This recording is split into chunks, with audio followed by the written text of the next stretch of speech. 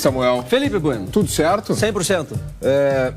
Deixa eu dar uma boa tarde a todos, né? Daqui a pouco a gente vai falar um pouco mais sobre a história daquele jogador que faleceu, tá, Samuel? Infelizmente, né, não é uma notícia legal. Nós vamos, inclusive, conversar ao vivo com um médico, cardiologista, que também é atleta, porque são casos acontecendo cada vez mais, né? Quando não é morte, é o jogador tendo que pendurar as chuteiras precocemente, como foi o Lucas Leiva. Exato. Outros tendo mal súbito dentro do campo, conseguindo se recuperar. 20 anos atrás já tinha acontecido o mesmo caso, curiosamente no mesmo estádio Morumbi, que faleceu o zagueiro Serginho do São Caetano, na época também, em um confronto lá na capital paulista. No mesmo estádio, né? No mesmo estádio. Então daqui a pouco a gente vai falar sobre isso, porque é um assunto bastante importante. Uma boa tarde a todos que estão nos acompanhando. Quarta-feira tem jogo do Internacional, é contra o Cruzeiro, é pelo Campeonato Brasileiro. E o técnico Roger Machado, ele não pode contar com o Rocher. O Rocher está suspenso, tá? Além dele, o reserva dele, que é o Fabrício, está machucado e o Ivan ainda se recupera de cirurgia. O Wanderson também está fora, o Lucas segue fora, o Robert Renan foi liberado para acompanhar o nascimento do filho. E com isso todos estão fora, né? Eles não participam do jogo de hoje. O Rocher, ele recebeu o terceiro cartão amarelo e isso é desfalque, ele só volta no domingo, por isso ele é desfalque, só volta no domingo contra o Juventude. E essa noite o Antony é quem vai ser o substituto, é quem vai ser o goleiro. Samuel, o Roger Machado começa a ter aquela dor de cabeça boa, né? Que o treinador gosta de ter. O Alan Patrick, por exemplo, que voltou a ficar à disposição no último jogo e foi aproveitado no segundo tempo. Ele está à disposição.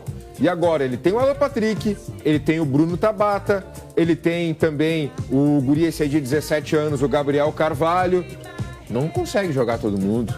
Então existe uma tendência de que o menino, de que o Gabriel e de que o Tabata sejam os escolhidos e que o Alan Patrick, por ainda necessitar de uma forma um pouco melhor, ele fique como alternativa. O Patrick é importantíssimo pro Internacional, vai ficar no banco? Melhor jogador do Inter, né? Esse é o capitão do time do Inter. Vai ficar no banco?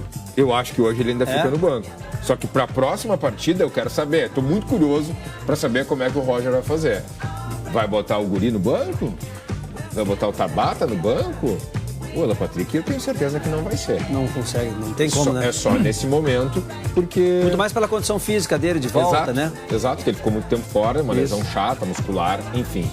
Estádio Mineirão, Belo Horizonte, jogo hoje, 7h30 da noite. Atenção, Samuel, atenção, importante. Um dos melhores jogadores do campeonato vai estar em campo. E quando esse cara está em campo, o Cruzeiro é muito forte, que é o tal do Matheus Pereira. Tá? Para o Colorado que acompanhar esse jogo, fica de olho, ele tem o cabelo platinado, assim, tem o cabelo pintado de loiro. O Chico andou assim uma época, né? O nosso colega aqui, né? Cabelo platinado, né? Andou. Ele tem um bigodinho que o Chico não tem, quem tem é o Mau, né? Então ele é uma mescla do Chico. Vamos mostrar o Mau hoje? Mau, dá licença para te mostrar hoje? Mas o povo de casa quer saber, Mau. Eu fiz um acerto com o Mau. Eu vou fazer uma enquete aqui, quer conhecer o Mau, eu tenho certeza que vai dar 100% sim. Eu fiz um acerto com o Mau. Qual é? Não? Não, fala aí. Não, ele não quer. Ele não quer. Ele não quer. Então tá. Ô Samuel, ainda sobre o Inter, tá? Teve uma confirmação de contratação e outro jogador que está muito próximo, não foi oficializado ainda, tá? O que está muito próximo é esse aí, é o Clayton Sampaio, do AVS de Portugal. O Inter vai pagar 1.200.000 euros por 80% dos direitos do defensor, tá? Ele era cobiçado por clubes da Turquia e da Inglaterra. Ele deve assinar um contrato até 2027. E aí o outro já confirmado, tá? É um lateral direito, o Natan, que tem 22 anos, chega por empréstimo do Santos e assina com o Inter por esse empréstimo. Esse aí, ó, já tá aí inclusive no Beira-Rio, ó. Ele assina até junho do ano que vem. Portanto, aquela velha história, um pouco menos de um ano para mostrar trabalho. Se mostrar, o Inter vai atrás e vai querer contar jovem, com né? ele. 22 anos, né? Já jogou pela Europa também, enfim, já rodou por aí. E o Inter aposta que ele possa, enfim, dar um retorno, né, aqui no Beira-Rio. O que o Inter está contratando, Samuel? Principalmente no lateral direito. Ele chega para suprir, né, a lacuna deixada no elenco após a saída do Fabrício Bustos para o River Plate da Argentina e do Hugo Malo, que primeiro pediu desligamento do ficou Inter, sem lateral o Inter, né? E depois acertou com a Grécia. Jogou o Bruno Gomes improvisado, jogou o Igor Gomes por ali também, Quem mais apareceu por nesses últimos jogos? Até o Vitão, nesse último jogo, entrou ali no final, muito mais para defender o resultado, né? E o Inter precisa, né, Samuel? O Inter precisa se reforçar, a situação na tabela mostra isso. E de Grêmio, o que falamos? É uma notícia ruim, porque o Pavon tá fora, tá? Ele se machucou, é uma lesão muscular na coxa, mais uma. Foi lá naquele jogo da eliminação contra o Fluminense pela Libertadores. O Grêmio não divulga o tempo de recuperação, mas pelo que foi divulgado da lesão, Samuel, posso te dizer aí umas 2 semanas, 15 dias, no máximo uns 20 dias, tá? É muscular e é na coxa direita. 15 dias para voltar a jogar já. Já consegue voltar a jogar em 2 semanas? Se confirmar, repito, não é uma previsão do Grêmio. Sim. Tá? O Grêmio não divulga tempo de recuperação dos atletas. Mas, analisando qual foi a lesão, o histórico de outros atletas, dá a entender aí que seriam umas 2 semanas, no máximo uns 20 dias. Ele já não fica fora de que jogos, por exemplo? Aí é que tá. Nessa, o Grêmio e ele deram sorte, porque o Grêmio joga domingo contra o Atlético Mineiro. E o Grêmio para, não é que o Grêmio para, o campeonato vai parar para disputa de jogos com as seleções, por isso que teve convocação esses dias. E aí o Grêmio só volta a jogar lá no outro contra o Bragantino. Fica fora, quem sabe, só desse jogo, então? Talvez, né? No máximo de 2 daí. No máximo desse e do próximo, que é contra o Red Bull Bragantino. Se for só esses 15 dias aí se recuperar, né?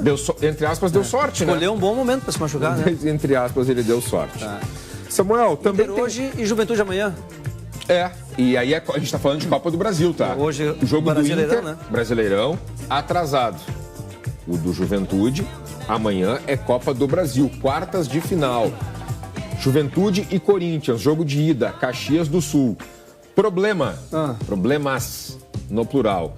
Jair Ventura tem diversos desfalques e vai ser uma dor de cabeça escalar o time do Juventude. Olha só, são 2 desfalques, tá?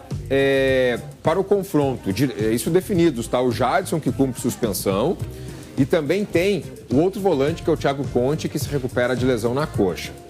Dúvidas, o zagueiro Rodrigo San e o lateral direito Everton, os 2 se recuperando de lesão. Eles já iniciaram a transição física, eles são dúvidas para amanhã. Se não jogarem amanhã, talvez retornem contra o Internacional. Tem todos aqueles atletas que a gente já falou durante a semana também, que já atuaram por outros clubes na Copa do Brasil e por isso não podem defender o Juventude. Juventude que tem uma condição, tá, Samuel, muito favorável aí para avançar. Pegou um time que está muito mal no Campeonato Brasileiro. Sim. É claro que é um time que tem muita tradição, muitas conquistas. Ninguém está dizendo aqui que vai ser fácil, tá? Mas o Juventude já eliminou o Inter, o Juventude já eliminou o Fluminense nas fases anteriores da competição. Não é nenhuma loucura da minha parte falar aqui que o Juventude tem condições de eliminar o Corinthians também e estar entre os 4 melhores times da Copa do Brasil deste ano. Ia fazer uma diferença no caixa, né? No astral também do grupo todo, Sem dúvida nenhuma. Sensacional, né? Tomara, vamos ficar na torcida pelo Juventude. Samuel, e a notícia ruim, né? E que infelizmente, a gente tem que tratar aqui também, é que o zagueiro uruguaio esquerdo, ele faleceu na noite passada. O atleta estava internado lá no Hospital Albert Einstein, na zona sul de São Paulo, desde a última quinta-feira. Depois do jogo contra o São Paulo, ele passou mal. As imagens estão aí, né? Ele passou mal durante o segundo tempo da partida. Lá tá ele, lá em cima, ó. Tá vendo, Samuel?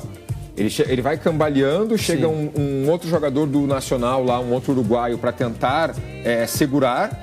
Repara que o desespero na hora já foi muito grande. Essa é a imagem dele, tá? É um rapaz muito novo. 2 filhos, Samuel, um pequeno e o outro com, semanas, não tinha nem um mês de vida ainda. Que tragédia, que tragédia. Se está sendo noticiado e uma comoção aqui para nós. Imagina no Uruguai. O campeonato parou lá, inclusive, né? O campeonato parou, o velório dele vai ser amanhã no estádio do Nacional. Jogadores consagrados como o Soares se manifestaram. O Soares jogou com ele lá em cima de novo na imagem, ó. A imagem imagina, né? Uma câmera filmando tudo que acontece no campo, de repente alguém desfalece daquele jeito, né? Para o mundo inteiro ver. Isso. É assustador. E, Samuel, não é a primeira vez, tá, que isso acontece com jogadores, né? Atletas de diferentes modalidades passarem mal em eventos, em partidas.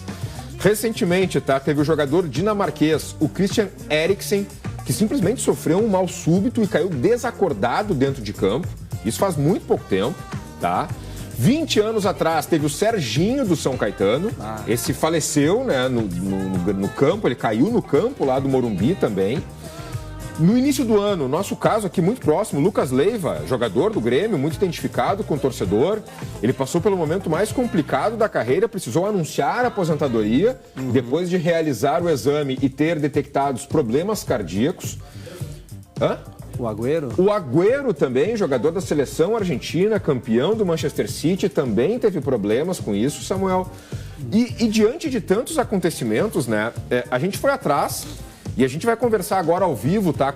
Ele é médico, cardiologista, ele também é atleta, que é o Rodrigo Bodanese, e vai poder explicar pra gente, de fato, né, doutor, por gentileza, o que aconteceu nesse caso específico ali com o jogador do Nacional, e depois eu gostaria de uma análise mais profunda sua como doutor, como cardiologista e como atleta também, por que isso... Pelo menos parece que está aparentemente aparecendo cada vez mais, não apenas no futebol, mas em diversas modalidades. Muito obrigado pela sua participação aqui com a gente. Nada, eu que agradeço o convite. Uma boa tarde a todos.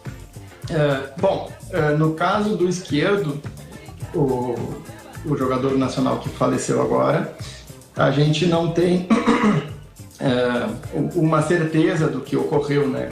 Então, não tem noticiário médico de alguma doença estabelecida que tenha provocado. Mas a gente pode inferir algumas coisas. Então, assim, para um jogador jovem de 27 anos, atleta profissional de futebol, ter um desmaio, um desmaio que acabou culminando com uma parada cardíaca, a gente sempre tem que suspeitar que ele teve alguma arritmia cardíaca que provocou isso, né? Uma arritmia cardíaca que acabou gerando um baixo fluxo de sangue no cérebro e que acabou culminando com os danos neurológicos subsequentes que foi noticiado que ele teve. O que seria uma arritmia cardíaca, doutor?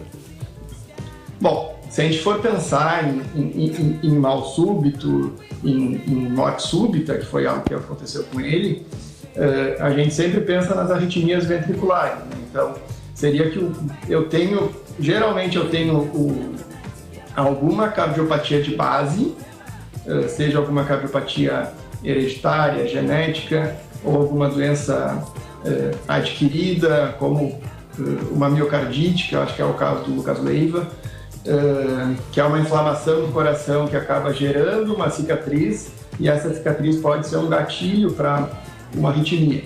Então, no coração ele sai de compasso e as arritmias ventriculares, taquicardia ventricular, fibrilação ventricular, elas não geram pulso. Então, o sangue ele não vai adiante e a gente acaba não nutrindo os nossos órgãos. Então, eu não vou ter nutrição no cérebro, não vou ter nutrição no rim.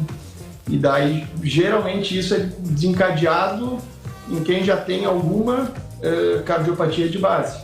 O problema é que às vezes a cardiopatia ela não é facilmente diagnosticada e a morte súbita pode ser o primeiro evento de manifestação dessa cardiopatia. Doutor, e está acontecendo mais ou nós que estamos tendo um acesso diferente a esse tipo de informação? Eu acho que tem muito a questão das notificações terem aumentado e de a imprensa notificar mais também. Então, assim, se a gente pegar, a gente não tem muitos estudos de prevalência de boa qualidade para dizer para vocês com certeza de que os eventos cardíacos estão ocorrendo mais. Hoje em dia tudo é mais televisionado, as notícias correm de forma mais fácil. Sim. Então, eu não garanto que ocorra mais, mas certamente a gente tem sido inundado com muito mais informação de algum caso que ocorreu. Ô Felipe, diga. Certamente o pessoal de casa deve estar perguntando, mas como isso acontecer com um atleta, alguém fortíssimo, preparado, né? Fisicamente, né, e que passa por vários exames? Tem uma explicação para isso, doutor?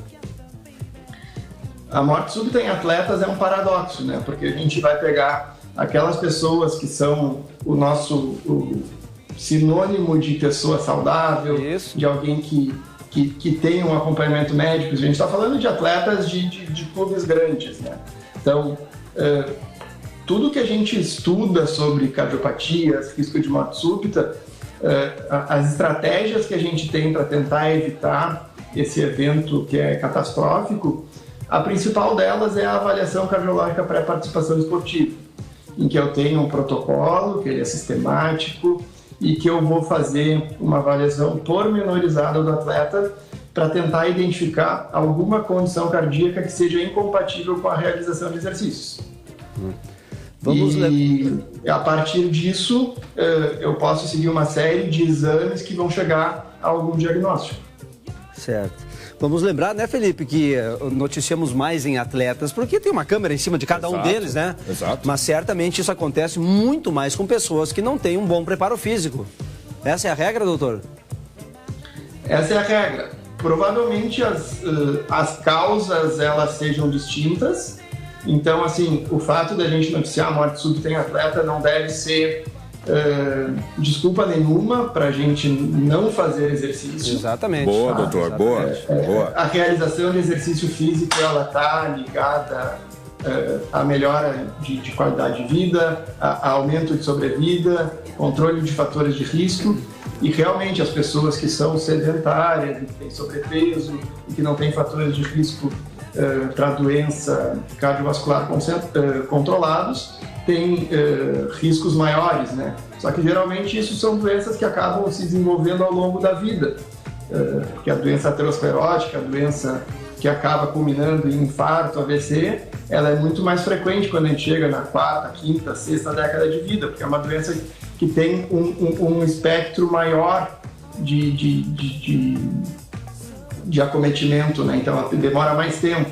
Se eu tiver uma cardiopatia estrutural, eu posso, pela desorganização ali do meu músculo cardíaco, eu posso ter uma arritmia e daí só ficar sabendo isso quando eu tenho ela, né? Esse é o problema. Doutor Rodrigo Budanese é médico, né, cardiologista. A gente agradece muito a participação do senhor aqui com a gente. Certamente as suas avaliações, a sua análise, ela foi muito importante aqui para nós e para que o nosso telespectador também pudesse entender de fato o que aconteceu.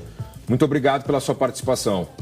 Eu que agradeço a oportunidade. Uma boa tarde a todos. Boa tarde. Valeu. Boa tarde. Eu acho que o mais importante é isso, né, Samuel? É trazer, de fato, o que aconteceu, a principal suspeita do que possa ter acontecido, né, com um ser humano que desempenhava a função dele profissional, que era jogar bola, jogar futebol com um filhinho em casa, que ele deve ter pego no colo 2, 3 vezes no máximo, porque ele já viajou para São Paulo para participar de uma partida e acabou falecendo. E muito importante o que o doutor falou, porque ele se identifica, ele é atleta. Nós somos atletas também, né, Samuel? Nós não somos atletas profissionais. Sim. Mas o cara que acorda 5, 6 da manhã, vai lá e corre 15, 18, 20 quilômetros, se alimenta para isso, o cara é um atleta. A gente também está submetendo o nosso corpo a níveis extremos. É verdade. E nós estamos preparados para isso. Preparando o nosso corpo também para a nossa velhice, inclusive, né? Para que outras coisas não aconteçam também. E por isso realizamos exames e temos uma alimentação controlada, enfim, que é o conselho que a gente pode dar também a todas as pessoas. Então tá, meu amigo. Valeu? Valeu. Até amanhã.